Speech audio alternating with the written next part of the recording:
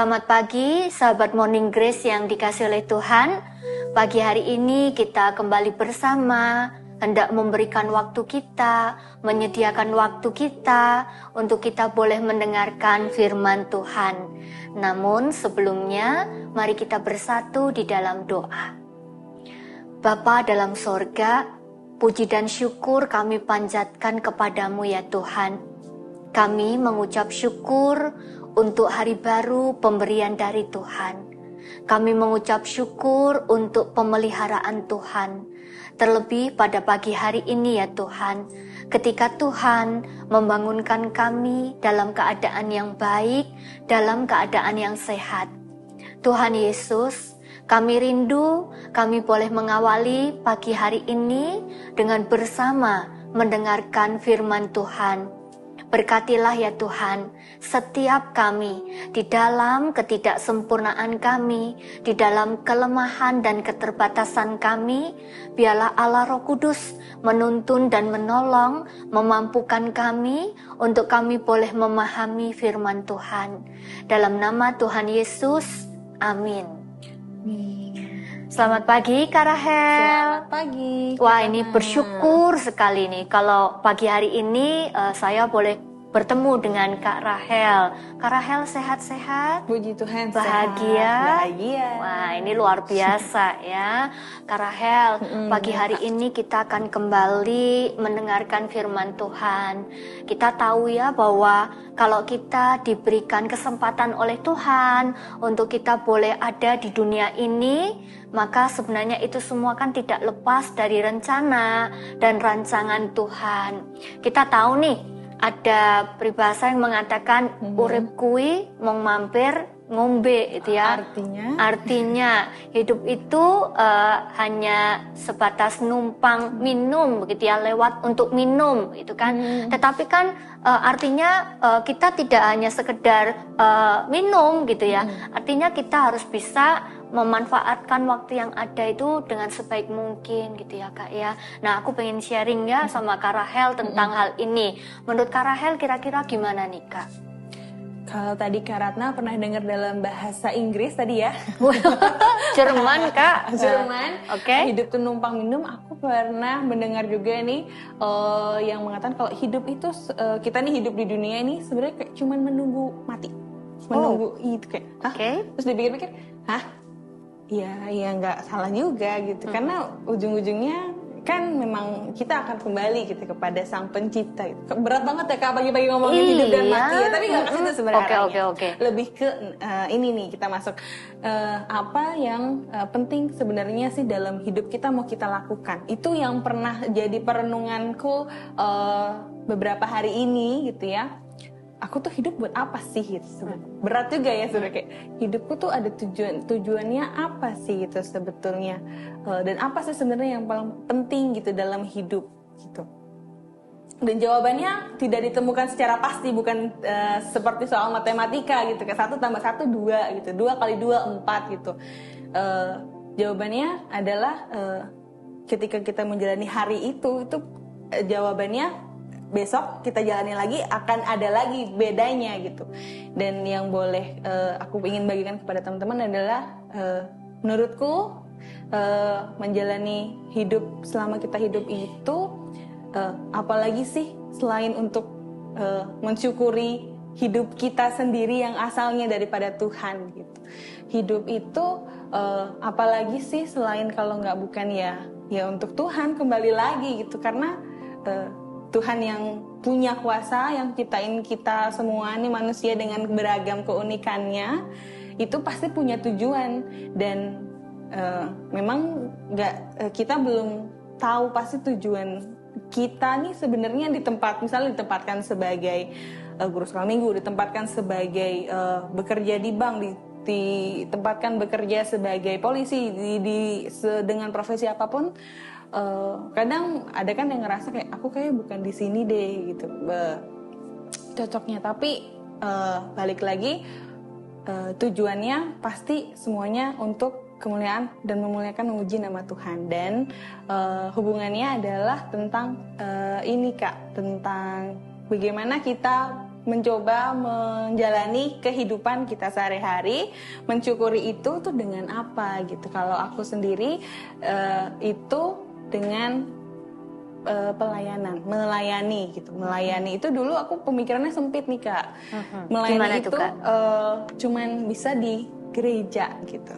Entah sebagai guru sekolah minggu, sebagai pemusik, sebagai singers gitu. Dan dulu aku juga berpikir sempitnya adalah aku semangat banget nih gitu kan. Aku mau melayani sebagai guru sekolah minggu, kayaknya jadi yang nyambut tamu juga asik juga nih, jadi yang pertama dilihat gitu kan. Kayaknya jadi pemusik atau jadi singers kayaknya seru juga nih gitu. Semua disabet gitu, tapi lupa gitu. Dan nggak berangkat dari sebenarnya aku mengambil banyak hal ini tuh mau ngapain sih sebenarnya?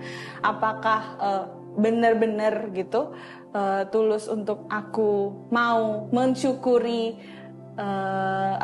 hikmat mensyukuri anugerah Tuhan, makanya aku mau aktif di semua bidang gitu ya. Aku mau, dan itu nggak salah sih Kak sebenarnya. Cuman ini ketika aku mengalami ada ketemu crash nih misalnya, karena kan ketika kita ada di tengah-tengah orang lain tidak menutup kemungkinan pasti kita ada gesekan, ada konflik ya, kata susah banget, ada konflik itu mundur nih, aku sempat kayak menghilang, gitu, aku nggak muncul lagi di yang aku nggak suka ini gitu. Dan itu aku sadari adalah suatu yang salah gitu. Aku yang menyadari kayak berarti tujuanku pertama kali aku melayani itu adalah bukan untuk mensyukuri dan mengembalikan itu untuk Tuhan, tapi apakah karena aku pengen terlihat sibuk, terlihat aktif nih, Kak ini adalah yang aktif nih di gereja, di mana-mana ada gitu, viral gitu ya, gitu. Apakah melayani itu pengennya dilihat oleh banyak orang gitu, kayak bagus nih Kak Rahel nih kalau dia nyanyi, ternyata dia menyambut tamu juga bagus, ternyata dia sebagai guru sekolah minggu juga oke gitu. Bahkan mungkin selagi dia nyanyiin pendeta, enggak gitu. Tapi ini lebih ke gak bahaya tah?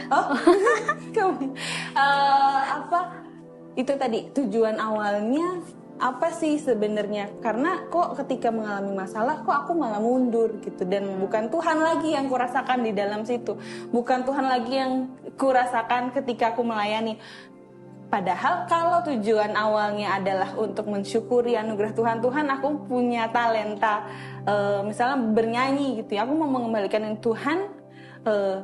Seharusnya ketika apapun masalah yang sedang dihadapi, melayani Tuhan lewat karunia yang kita punya itu seharusnya nggak jadi masalah ketika ada hambatan tuh. Cuman memang dalam perjalanannya tidak semudah itu, begitu kan. Dan memang perlu disegarkan kembali, dikuatkan kembali tentang tujuan awal kita menyerahkan diri untuk melayani itu dimanapun gitu ya Kak, sebagai apapun gitu, dimanapun, nggak cuma di gereja sebenarnya.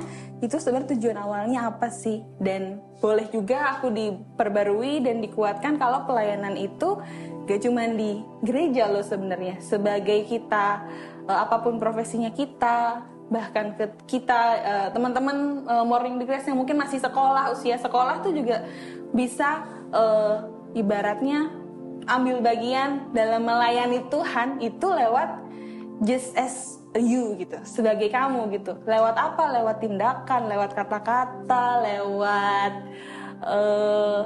tutur perilaku. Misalnya sesimpel tidak berkata kasar aja. Nah, itu bisa jadi contoh. Kalau yang pernah di-sharekan, aku sharing yang di sekolah minggu ya Kak, karena seringnya di sekolah minggu tuh ini pernah kita mengajari adik-adik sekolah minggu itu tentang memaafkan teman itu. Adik-adik sejak kecil itu coba kami berikan pengertian, adik-adik juga bisa loh ambil bagian dalam melayani Tuhan meskipun adik-adik nih usianya masih 3 tahun, masih 5 tahun, masih kecil. Dengan cara apa? Memaafkan teman adik-adik atau memaafkan saudara adik-adik, dan kita juga berikan pengertian. Dan Karena mereka udah ada yang bisa jawab nih, Kak, itu susah ya, Kak, temanku tuh nyebelin banget gini. Iya, memang. Anak kecil ya itu ya. Iya, langsung ngejawab gitu kan. Iya, memang susah. Karena kakak sendiri mengakui itu juga susah. Tapi dalam kesusahan proses kita melakukan itu, Tuhan juga ikut merasakan susahnya kita. Jadi ada baiknya kalau kita boleh mensyukuri hidup kita hari demi hari itu ya, dengan apalagi selain dengan mensyukuri itu dengan melayani Tuhan lewat keseluruhan hidup ya. Nggak cuma nunggu hari Minggu baru mau berangkat pelayanan, nggak harus nunggu jadi pendeta dulu, nggak harus bisa nyanyi dulu, nggak harus bisa berkata-kata dengan kata-kata mutiara, doanya bagus, nggak harus itu dulu. Jadi apa yang udah ada sama kita itu pasti Tuhan sudah taruh ada tujuannya yang harus kita renungkan dan tanya Tuhan gitu. Tuhan, kalau ini memang dari Tuhan, aku mau kembalikan untuk Tuhan. Oke, karena berarti ada gimana Kak? Melayani itu Betul. anytime, anywhere ya. Dan ini juga aku tuh boleh sharing satu ayat juga yang boleh jadi kekuatan kembali buat motivasi kembali buat diriku sendiri gitu ya Kak, ketika melayani, ketika mengalami ibaratnya apa ya, kok aku lagi nggak suka sama ini, melayani jadi males, ogah-ogahan. Itu ini Kak, dari Matius 20 ayat 28 yang bunyinya, sama seperti anak manusia datang bukan untuk dilayani, melainkan untuk melayani dan untuk memberikan nyawanya menjadi tebusan bagi banyak orang. Yang aku ambil adalah anak manusia itu Tuhan Yesus sendiri datang itu bukan untuk dilayani gitu ya. Padahal dia yang raja, dia yang punya kuasa. Tapi dia yang Tuhan Yesus yang mau melayani.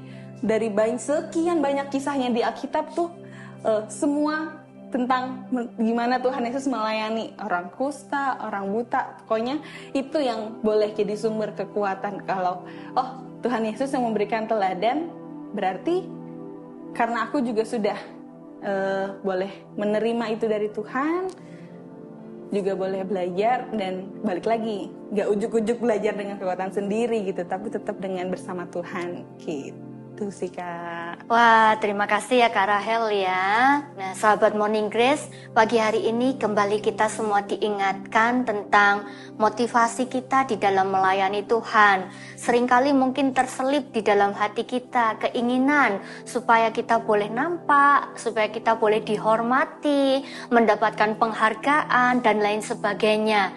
Tetapi Tuhan mengingatkan kita bahwa Dia datang bukan untuk dilayani tetapi untuk melayani. Maka dari itu, kalau hari ini Tuhan beri kita kesempatan untuk kita boleh melayani Dia sebagai apapun dan dimanapun kita, maka mari kita layani Dia dengan ketulusan hati. Mari kita miliki motivasi yang benar bahwa kalau saya diberi kesempatan untuk melayani Tuhan, itu tidak lain tidak bukan, itu adalah ucapan syukur saya buat Tuhan. Nah, lalu kemudian kembali kita juga diajak untuk melihat sejauh mana sih hidupku ini produktif, memberikan yang terbaik buat Tuhan. Kalau sampai dengan hari ini kita mungkin masih takut, ya kita masih ragu untuk ambil bagian pelayanan, Tuhan mengingatkan, ayo jangan ragu untuk boleh ambil bagian di dalam pelayanan yang ada secara khusus di GKI Gejayan Yogyakarta. Amin. Mari kita berdoa. Tuhan, terima kasih kalau pada hari ini Tuhan kembali mengingatkan kami supaya kami boleh memiliki motivasi yang baik, motivasi yang murni, hati yang tulus ketika kami ambil bagian di dalam pelayanan. Tuhan, ampuni kami ketika mungkin seringkali kami masih punya keinginan untuk dilihat. Kami masih sering punya keinginan untuk kami dihormati. Ya Tuhan, kiranya Engkau menolong kami, beri kami kerendahan hati. Kalau kami punya kemampuan, kami punya karunia untuk kami boleh melayani Tuhan, maka semua semata bukan karena kuat gagah kami. Semuanya adalah pemberian dari Tuhan. Ajar kami untuk kami boleh kembali memberikan yang terbaik kepada Tuhan melalui seluruh kehidupan kami. Terima kasih Tuhan. Dalam nama Tuhan Yesus, amin.